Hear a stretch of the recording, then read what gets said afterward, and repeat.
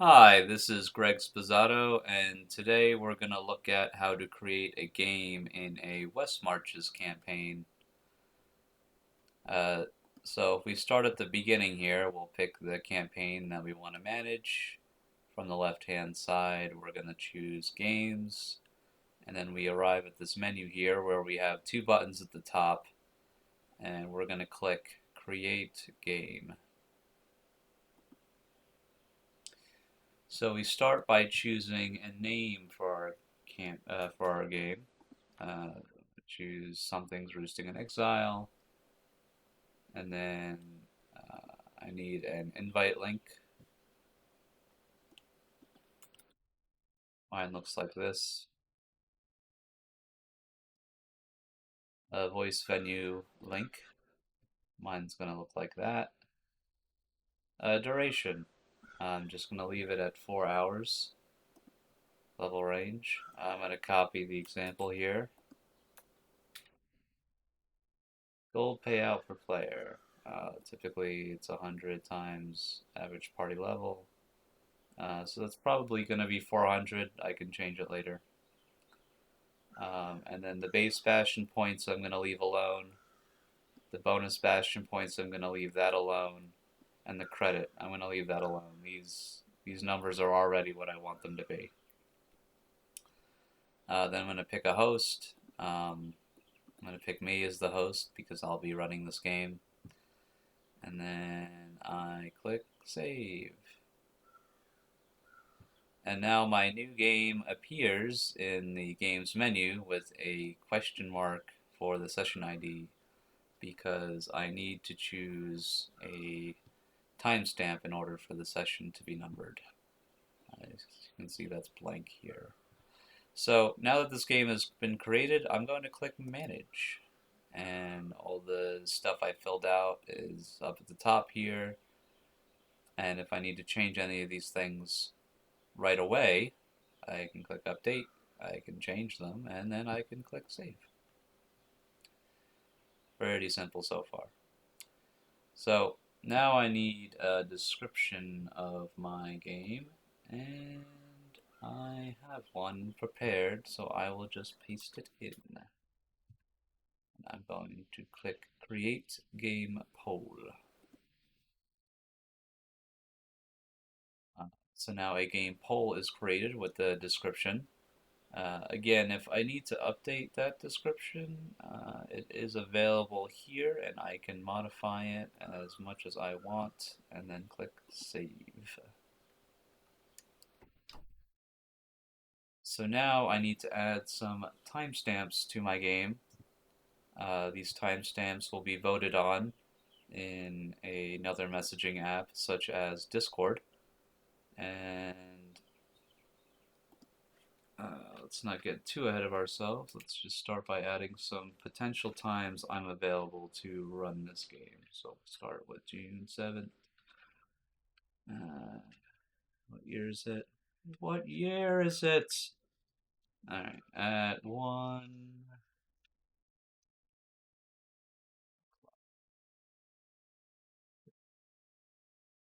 Alright, we just need to do that a few more times. I can use this little calendar widget. That makes things a little easier for me. So another time I had was the 7th at 2 p.m. Oh, hmm.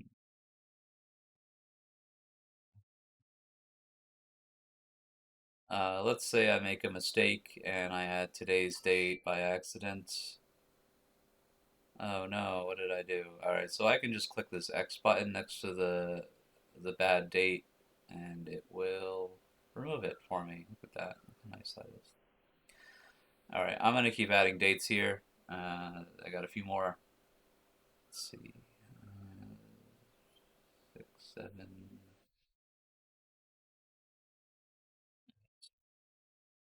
3,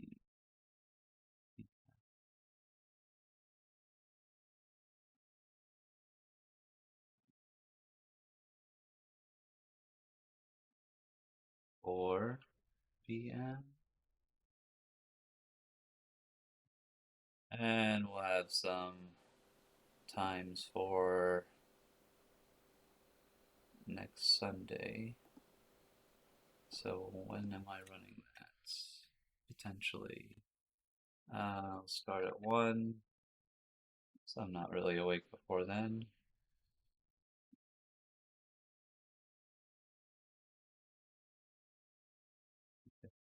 Right. So 1, 2,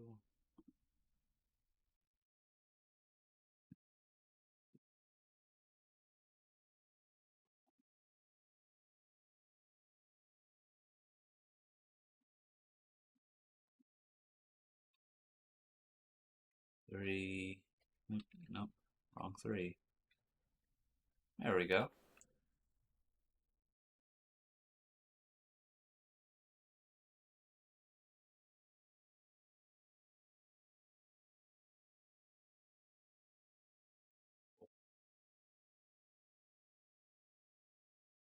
Now let's say I add a timestamp that conflicts with somebody else's game. What does that look like? I'm so glad that you asked. Um,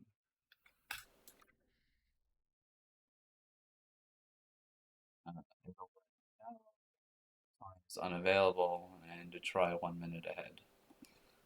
So you can't suggest a time in which another game is running. All right, so this looks really good. I can hit copy and I can paste this into my favorite messaging app, such as Discord, and I can let other players vote on the time that they want to play. Um, so let's say, for argument's sake, I've done that. I've posted this, I've let some time pass, and other players in my campaign have voted on a particular time. Let's see. And let's say they picked uh, this first time here, the 7th at 1 p.m. So all I need to do is click this button here, and bam.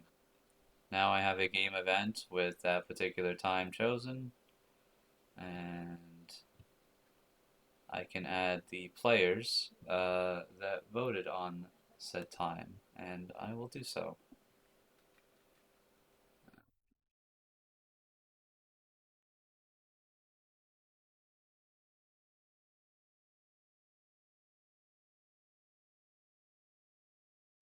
Beth, Ulrich, Ariel,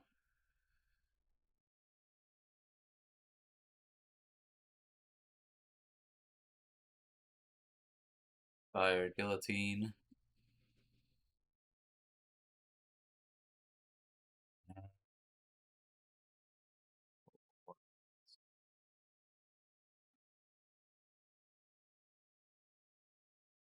All right, so a lot of F's here. So, regardless of the order that I added the players, this page actually reorders the players in a suggested uh, ordering.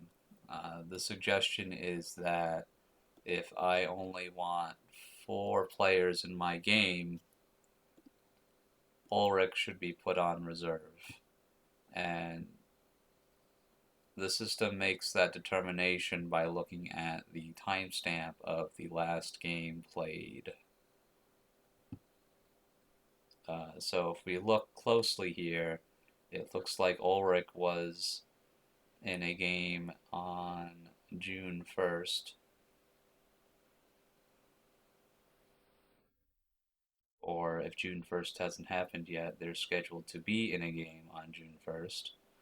And therefore, because they have played or are going to play most recently, they are bumped to the bottom of the list. And if we go up, Fef has played most recently on May 24th. or yeah, May 24th. And then if we look at these dates, they get older and older, with Ariel not having been in a game since January 11th.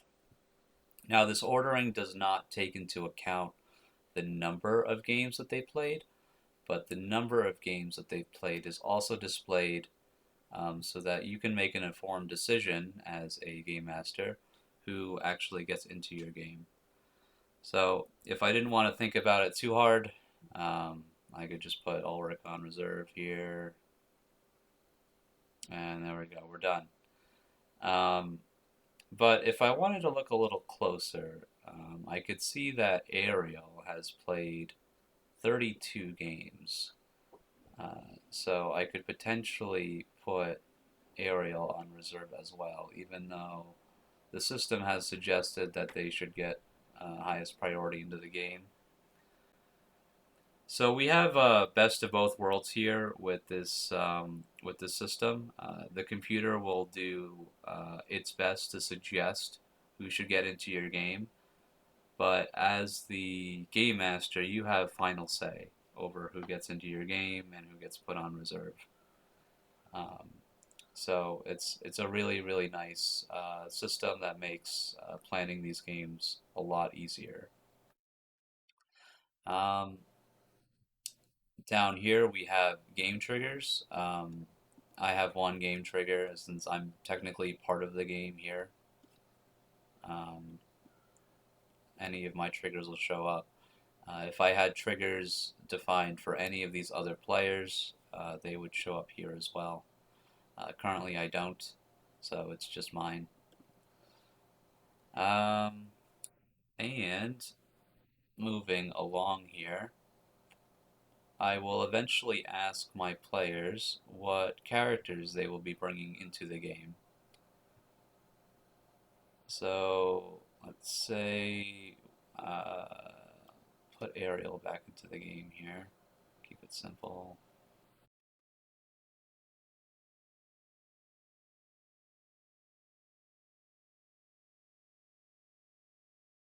There we go.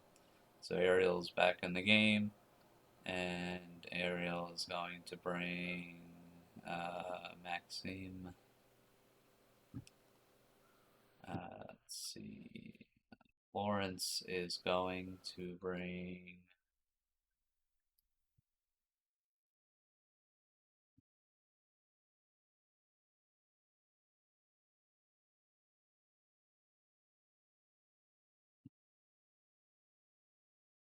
Shade.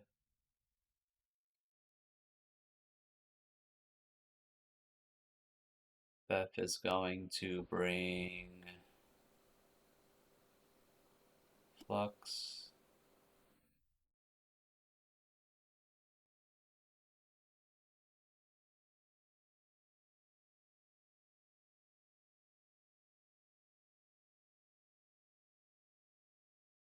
And Fire Guillotine is going to bring Fate. As the Game Master here, I'm also allowed to bring a character. This character won't be in the game, but will get credit as if they participated in the game, and that's as a reward for me running the game. So I'm gonna pick one of my characters. I'll pick Terra, and we can see my choice here, and then we could see all of the players and the characters they chose here in the summary.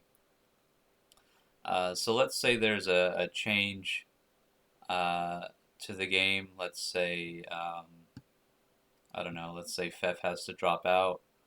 So I can click Fef's name up here until it shows the dropout symbol here. It looks like it's gray. So now Fef has been removed from the game. Um, I'll also want to uncheck Fef's character from here, so I don't accidentally award Fef's character any bonuses that they should not have gotten since they dropped out of the game. And let's say after I post the game events, I want to add a another player or even a co-DM. Very easy to do, very simple to do. So I will add Adrian as a co-DM.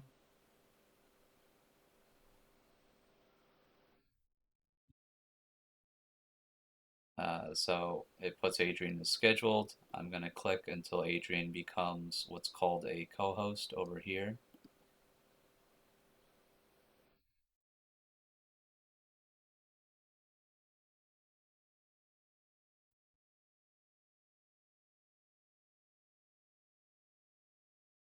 All right.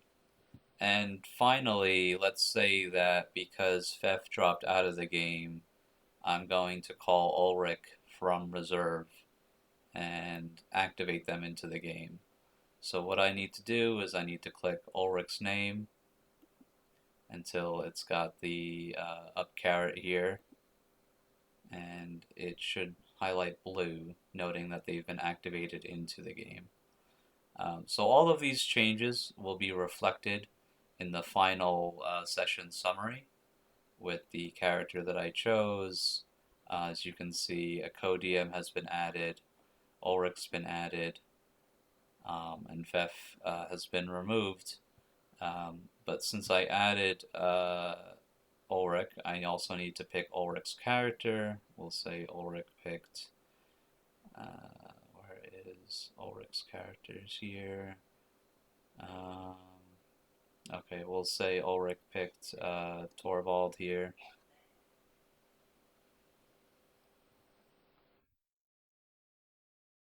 So that shows up. And then Adrian, as co-DM, gets to pick a character that gets credit as if they participated. We'll say that Adrian picks Blase. There we go. And then I can add loot and highlights to the game as needed. So for highlights, we can just put this was a fun game. We add that as a highlight. There we go. As loot, we can do Pandora's box. And then if I make a mistake here, oops, I made a mistake. How do I get rid of that? I have a delete all notes here, so I can just click that. And there we go. So I can start over. Um,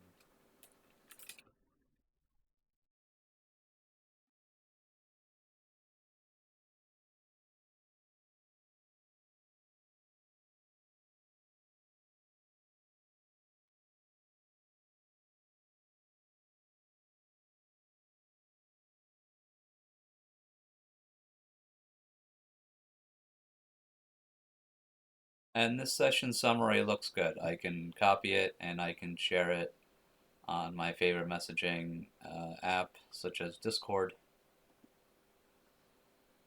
Finally, we have game bonus. Now, all the characters that either were in the game or are getting credit for participating in the game because they were a DM or co-DM are listed down here. Now, they'll only show up here if they were selected in this menu. So make sure that you do take the time to mark which characters are going to be in your game, whether they're actually in the game or they're just getting credit for the game. So as you can see, the DM and co-DM characters are listed first, and then we have the player characters who actually were in the game. And we have these different bonuses defined for this campaign. So we have the normal bonus, um, which gives the gold payout per player, that's listed right here, and the base bastion points per player, and this game's credit. So just to refresh your memory here, Gold payout is here. Base bastion points are here. And the game credit is here. And all of those numbers can be updated specifically for this game using this update button. And they can be updated here. Typically, we won't want to do that, but we can if we have to or want to for a special game. So getting back to the game bonus section here, we have the normal bonus, we have the Bastion bonus, which will also award the bonus Bastion points, which, as you saw for this particular game, was 5, which is also the default for a game in this campaign, and the game's credit. So all the stuff that you get in the normal bonus, you get in the Bastion bonus, plus the bonus Bastion points. Then specifically for the DMs or co-DMs, we have the double gold bonus. We call them host character in the software. So they'll get a doubling of the gold payout per player and the base Bastion points. They will not get game credit though. So a character that gets the double gold bonus will get, in this particular game, they'll get 800 gold, but they won't be any closer to leveling up from this particular game. And then we have the double gold Bastion bonus, which is the same as the double gold bonus. We're just going to also award the bonus Bastion points if that host wrote their own session summary for this game, independent of the session notes here. And then finally we have nothing. So if for some reason you don't want your character to get any bonuses, you could just leave them the way they are here, and they get nothing. So let's award bonuses. We'll say Blase has a normal bonus. Terra will get the Bastion bonus. I'll just show you what the double gold bonus looks like here. Highlights in the same color. And it shows the coins. And then the double gold is red with a flag. Torvald will get the Bastion bonus. Maxime will get the normal. Fate will get the Bastion. And Shade will get the normal bonus. And there we go. So now all of these characters have received something for this game. Everyone except Terra will get game credit because Terra is choosing to get double gold instead of game credit. And that's just about everything that you could do with a game. There is one more thing that I want to show you. So let's say this game had to be either postponed or rescheduled. So if we go to update here, click, and then we scroll all the way down past the save button, we have this new section here called Advanced Game Properties. As you can see, there's a little warning to save your changes above before making changes below. So with the Advanced Game Properties, there's been a new button added called Remove Game Event. So if we take a look here, we picked a timestamp for our game, but there's no way for us to change it or remove it from our game. We can remove the pulled timestamps, but that doesn't really do anything for this one. So by removing the game event, I'm effectively removing what time this game is scheduled to run, and that will allow me to pick a new time at my leisure. I won't have to decide right now what new time my game will run. I can just remove the game event, and this game will just not have a timestamp until I choose a new one. Or I can remove game event and then immediately after pick a new timestamp if I found a new time that I want to run this game. So this button is very flexible, and what's nice is all of the changes that I just made, um, including adding the players and what state the players are in, and what characters they're bringing, and what loot and what highlights have been put in, and what bonuses they've gotten. All of that stuff is going to stay the same. None of that stuff is going to get removed by me clicking this remove game event. The only thing that's going to get removed really is the game timestamp, and then I'll just have to pick a new one when a new one becomes available for me and my players. So, um, because I have a timestamp in place here, um, event timestamp here, I get a session ID.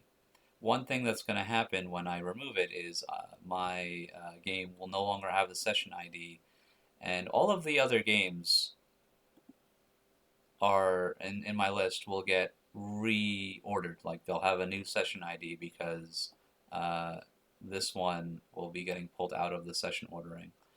Luckily, in this case, this is the newest session ID, so uh, nothing before it is going to get reordered. But if there was, let's say, a game after, like a game that was session 85, and I removed the event timestamp,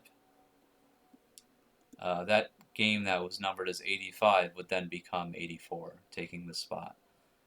So I'm just going to do it just to show you what it looks like and to show you it's really not that scary. It looks kind of scary because it's in a black box here, but that's just to make sure you know that you're doing something a little disruptive. So we're going to do it. Remove game event. And there we go. So now you can see my session ID has been removed. I no longer have the 84. It's now a question mark. My event timestamp is blank. And if I go back to this menu here and refresh, you'll see session ID is gone, event timestamp is gone. And if I scroll down, it looks like all of my stuff is gone. It looks like everything that I did was deleted. But that's not true. All I have to do is I can add a new timestamp here if I want, or I can pick one of the existing timestamps that I had defined previously.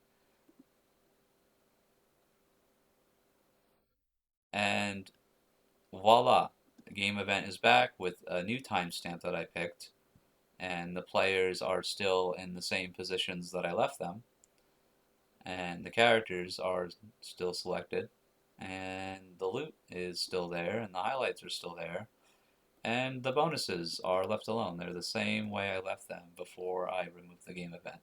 So removing the game event isn't that big a deal. The only thing that it could cause problems with is the session reordering. So just be mindful of that. Um, if another game master has posted a session that was after yours, um, and they claimed that session number in the messaging app, you may want to hold off rescheduling your game in the software. But in most cases, it's fine. It's not really gonna break anything. And that's everything that you could do with a game. Thank you.